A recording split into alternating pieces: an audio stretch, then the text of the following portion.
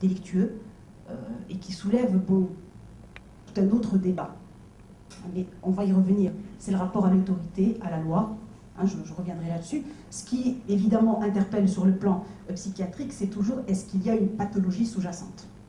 Il y a la psychopathie, on va dire, il y a le grand registre des psychopathes, et puis il y a parfois des pathologies psychiatriques qu'il est important de repérer, qui peuvent être à la base de ces comportements.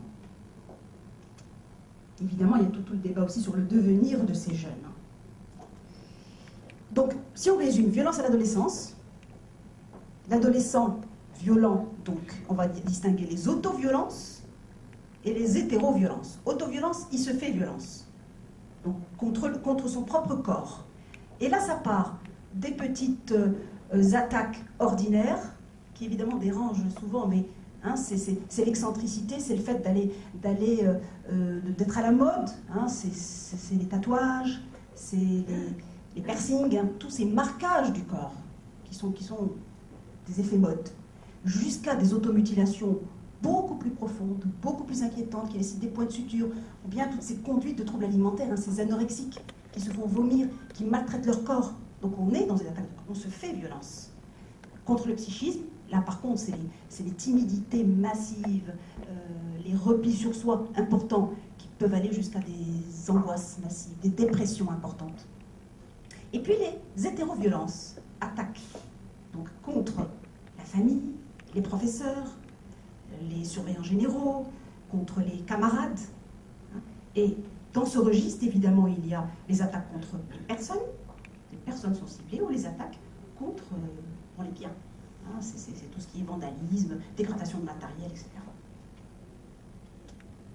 Alors, une étude qui date, mais qui est extrêmement sérieuse, c'est l'enquête Baromètre Santé Jeune, qui avait montré qu'un adolescent sur 10 commet un acte violent sur l'année écoulée. Et que parmi ces ados, il y avait 12% de garçons, 3,5% de filles, et qu'on se rendait compte qu'il y avait une diminution de l'âge du premier acte délictueux. Alors, quels sont les types de violences? Donc, 45% cas sous frappe, 45% bagarre, 2% de raquettes, 25% de harcèlement. C'est les boucs émissaires désignés qui deviennent la proie de leurs camarades. Et puis, toutes les formes d'incivilité, évidemment, insultes, irrespect, injures, etc., aussi bien à la famille qu'aux enseignants. Alors, ce qu'on a remarqué, c'est que cette violence était plus importante chez les jeunes dans les grandes agglomérations que dans les villages ou en milieu rural, qu'elle se faisait plus en groupe, donc cet effet de contamination.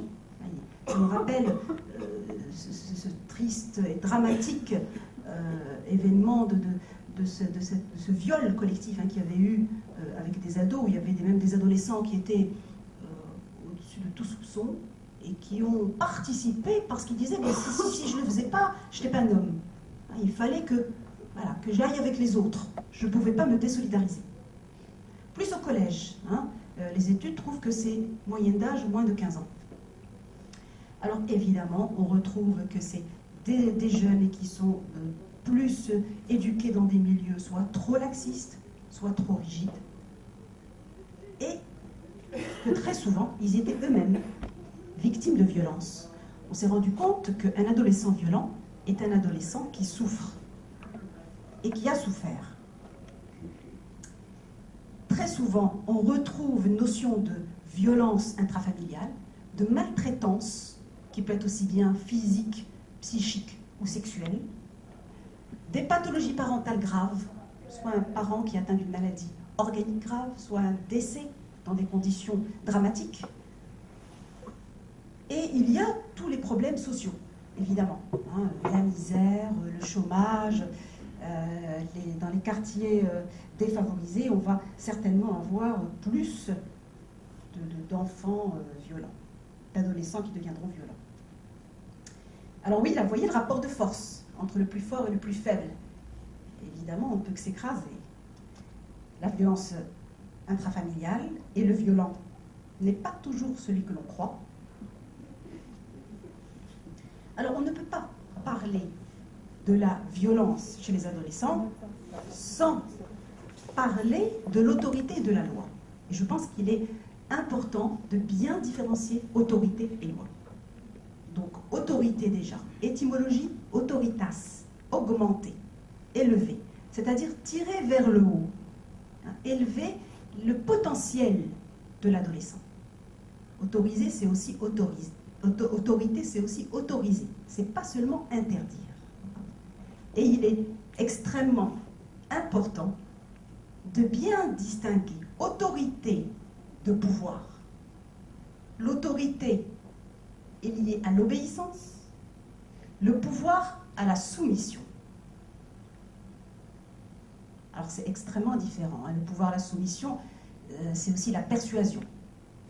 Faire preuve d'autorité, c'est sûrement pas ça. Pour qu'il puisse y avoir autorité, donc entre les deux parties, il faut qu'il y ait reconnaissance mutuelle. Donc comme on l'a vu dans la caricature, il y a un fort, entre guillemets, et il y a un faible. Un faible, on va dire un vulnérable. Il est vulnérable de par son âge, de par son immaturité. Alors pour que l'autorité fonctionne, il faut que ce vulnérable soit reconnu par l'autre partie dans sa vulnérabilité. Reconnu et respecté. De même, celui qui est en position de fort, de détenir une certaine connaissance du bien ou du mal, il pourra avoir cette autorité s'il est reconnu dans sa position d'autorité, dans une autorité bienveillante. Et c'est cette reconnaissance mutuelle qui va permettre que l'autorité prenne forme, agisse.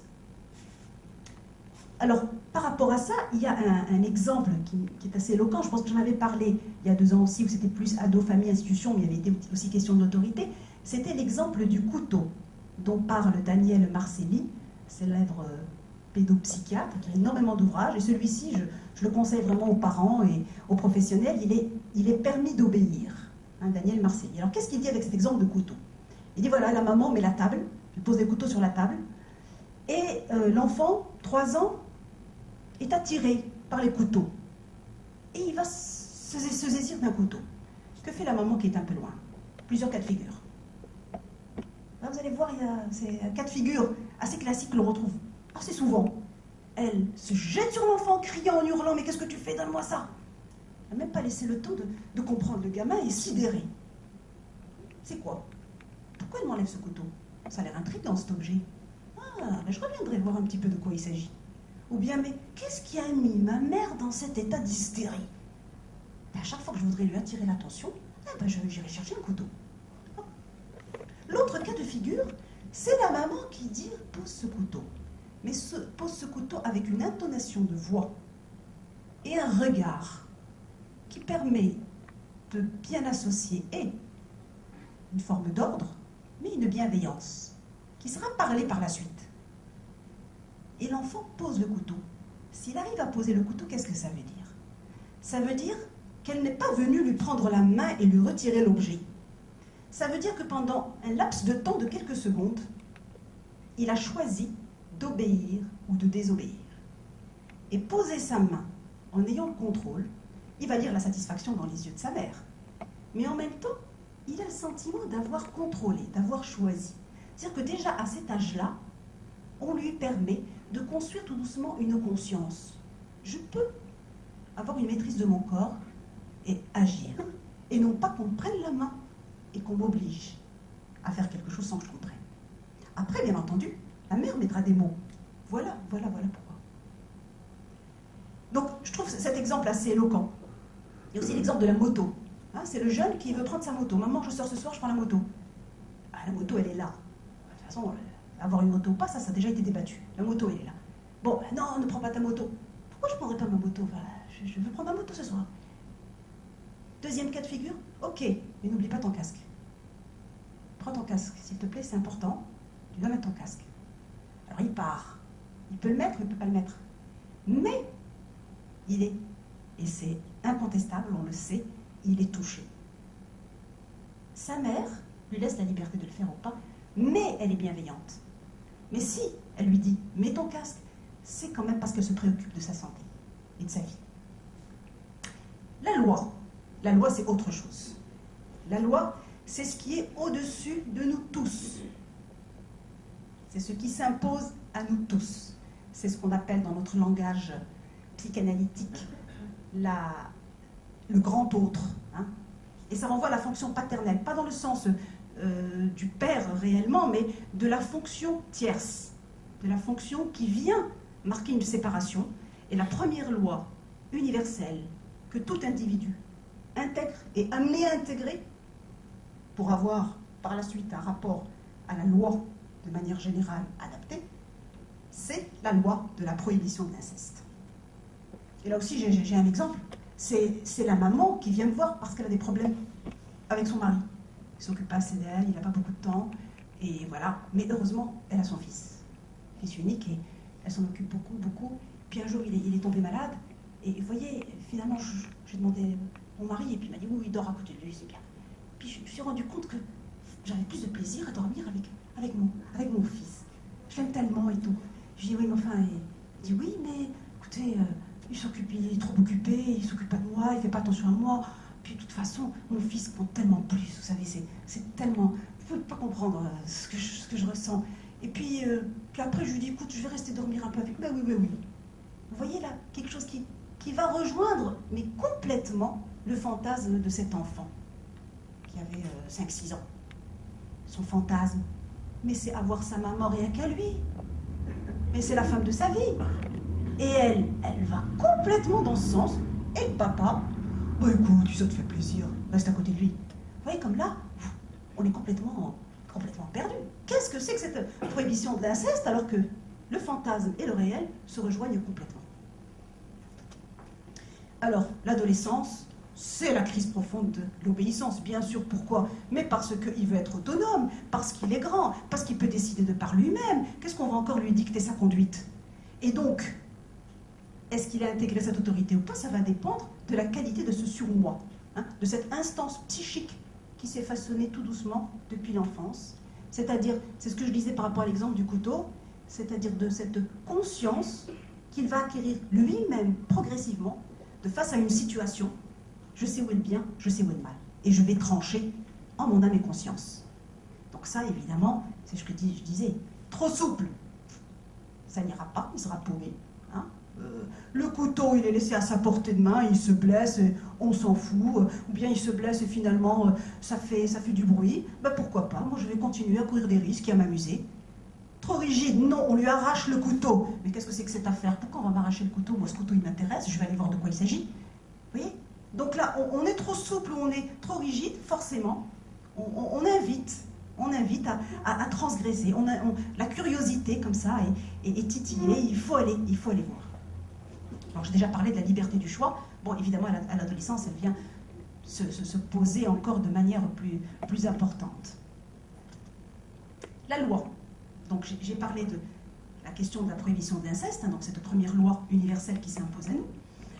Et alors, la loi a peut-être aussi du mal à s'imposer parce que, comme le dit Margaret Mead, hein, c'est une anthropologue qui a travaillé sur les types de culture, elle a observé que la culture change.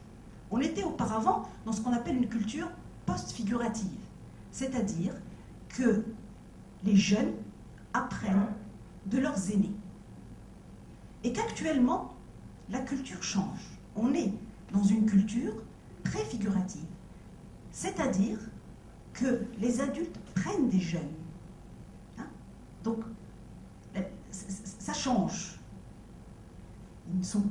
Les jeunes ne sont plus à attendre de leurs aînés. C'est plutôt les aînés qui ont besoin de prendre quelque chose des jeunes. Changement de la société, là aussi, évident. Hein? Dans le contexte socioculturel où nous vivons, et il est marquant d'un côté la tradition, le conservatisme, teinté de religiosité, parfois excessive. De l'autre côté, modernité. Qu'est-ce que c'est exactement? Comment se situer par rapport à ça? Et évidemment, les repères sont complètement bousculés. Et par rapport à ça, on le voit aussi dans des familles où non, tu ne fais pas ça, mais pourquoi je ne sortirai pas? La voisine, elle sort bien ce soir. Alors qu'avant, ben, les filles, elles ne sortent pas avant tel âge. C'est clair et net. Maintenant, non. Et puis pourquoi est-ce que j'aurais pas mon iPad. Ma copine, elle l'a bien eu à tel âge. Vous voyez, donc, tout ce qui était avant, hein, bien codifié, etc., là maintenant, c'est complètement